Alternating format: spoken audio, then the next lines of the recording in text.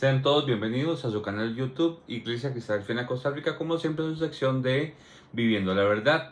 Hoy tenemos la entrega de Si el Señor quiere. Yo soy su anfitrión Juan Diego Vargas y para esto vamos a ir a Santiago capítulo 4 versículos del 13 al 16, que nos dice así: No os gloréis del día de mañana, vamos ahora los que decís hoy y mañana iremos a tal ciudad y estaremos allá un año y traficaremos y ganaremos, cuando no sabéis lo que será mañana, porque ¿qué es vuestra vida?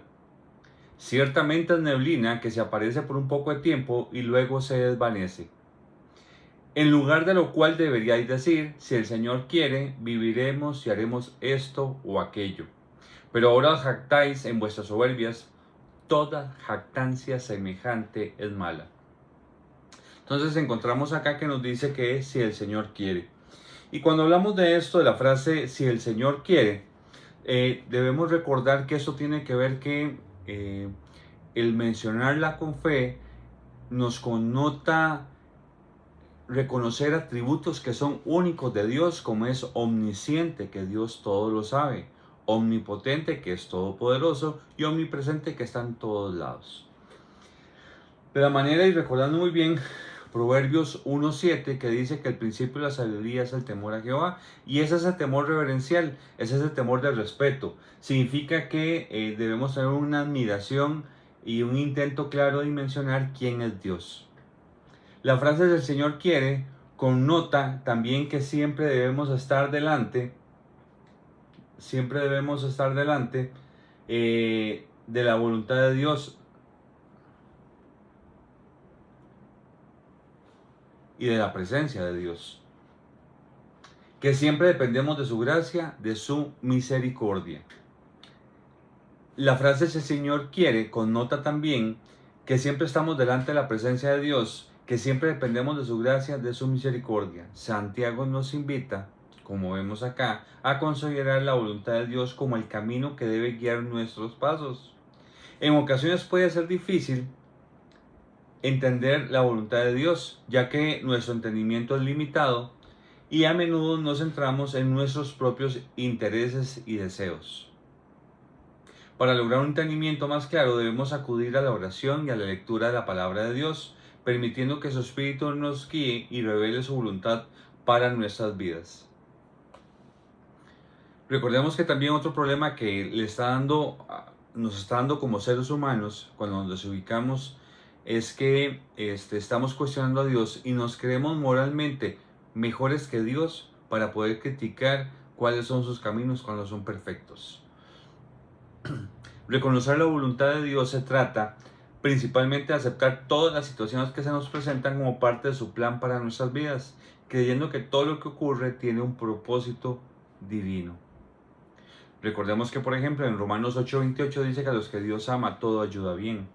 Debemos tener un corazón abierto a la dirección de Dios y ser cuidadosos al tomar decisiones, asegurándonos de que éstas estén en línea con su voluntad para nuestras vidas. La humildad es la clave para reconocer la voluntad de Dios en nuestras vidas. Eso es algo que es fundamental.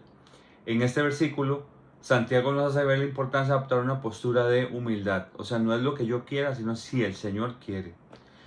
En nuestras vidas cotidianas debemos recordar constantemente de que la voluntad de Dios debe ser nuestra prioridad. Debemos incluir a Dios en todas nuestras decisiones y proyectos, poniendo nuestra vida y futuro en sus manos. Al hacer esto, reconocemos que somos simples instrumentos en sus manos y que todo lo que hacemos es gracias a su misericordia. Este versículo es una invitación a reconocer la importancia de Dios en nuestras vidas. Nos recuerda que debemos estar en constante oración y escuchar su voz para poder entender su plan y propósito en nuestras vidas. El fin de entender que estamos bajo su voluntad y que nuestro mayor deseo es ser obedientes, nos convertimos en instrumentos útiles en las manos de Dios y logramos experimentar una vida llena de propósito, sentido y significado. Este versículo es un llamado a mantener una perspectiva espiritual en nuestras vidas y reconocer que todo lo que somos y tenemos es gracias a Dios. En el versículo 10 lo vamos a recordar que dice: pero ahora os jactáis en vuestras soberbias, toda jactancia semejante es mala. Entendiendo que el versículo anterior dice que debemos poner si Dios quiere, y que nos estamos jactando, lo que dice acá en contexto, de jactarnos y soberbias, es que cuando confiamos en nosotros mismos y dejamos a Dios de lado, cuando cometemos el error de poner la seguridad en objetivos, objetos, pertenencias terrenales, ahí es donde nosotros nos desenfocamos y estaríamos con esa soberbia y estaríamos jactándonos de cosas que no corresponden. También tenemos un tema que es muy importante y es poner el yo primero. Resulta ser de que perfectamente podríamos creer que son solo aquellas personas que ponen la confianza en objetos, pero también nosotros podemos ser sabios en nuestra propia opinión, y eso aparece con el tema de cuando ponemos el yo primero. ¿Y cómo puede pasar eso de que nosotros dejemos de confiar en el Señor?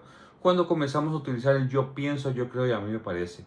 Porque realmente si hay alguien que también nos da un gran ejemplo es nuestro Señor Jesucristo, que Él cuando se enfrentó al Sanedrín, a los doctores de la ley, a los saduceos y a los fariseos, Él no decía yo pienso, a mí me parece, me imagino que debería ser de tal manera. Él lo que decía era escrito está.